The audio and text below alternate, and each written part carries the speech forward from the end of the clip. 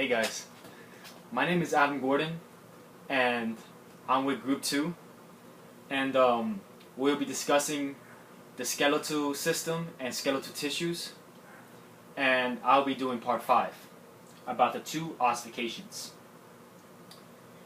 So to start off, we need to know what ossification really is. Well, it's very simple. Ossification is the process in which cartilage is transformed into bone. Very easy. So, for the first ossification I'll be going over is the endochondral ossification. So what is endochondral ossification? Well, the definition is it's the process in which bone forms by hyaline cartilage. And this happens through two stages: primary and secondary ossification.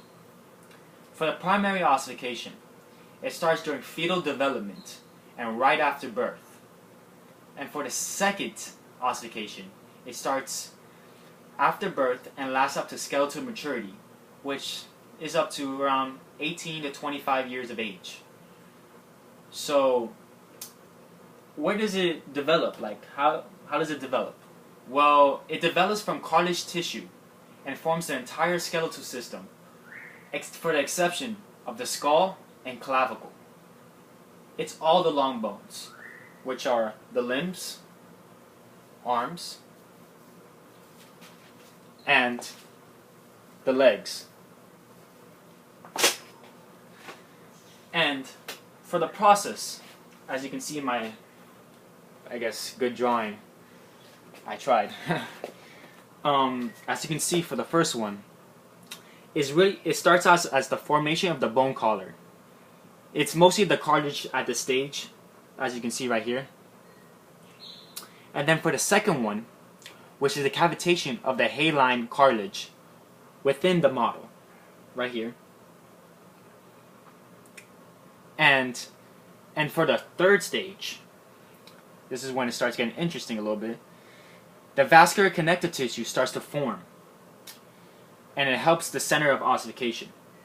See right here, you can see it's starting to get bigger, and you can see the artery coming, the right artery. And then for the fourth stage, as you see right here, it is the formation of medullary cavity where the bone marrow is stored. So it's just the process to start for stage 5 for the last one. So we're here for stage 5. It's the ossification of epiphysis. It's, as you can see right here, the epiphyseal plate of cartilage. And this is the spongy bone right here. And the articular cartilage right up top. This is that was the last stage. Now, we go to the next ossification, which is the intramembranous ossification. It's very hard to pronounce sometimes. So, what is intramembranous ossification? It is the formation of the bone from the mesenchyme tissue, which is embryonic tissue. So it's where the fetal is. So this happens during fetal development, like I said, and lasts up to adolescence. The types of bones formed through this are the flat bones in the skull.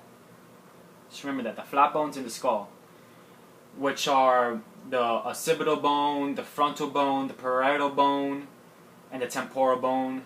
Also the mandible, the maxilla, and also the clavicle right here, which is not part of the skull, but it's a flat bone. So, I'm going over the process right here. Here's the process of intramembranous ossification. And it starts off right here where the ossification centers appear. And the ossification centers start to appear in the fibrous connective tissue in the membrane. So as you can see right here, get a little closer there. The ossification center is right here.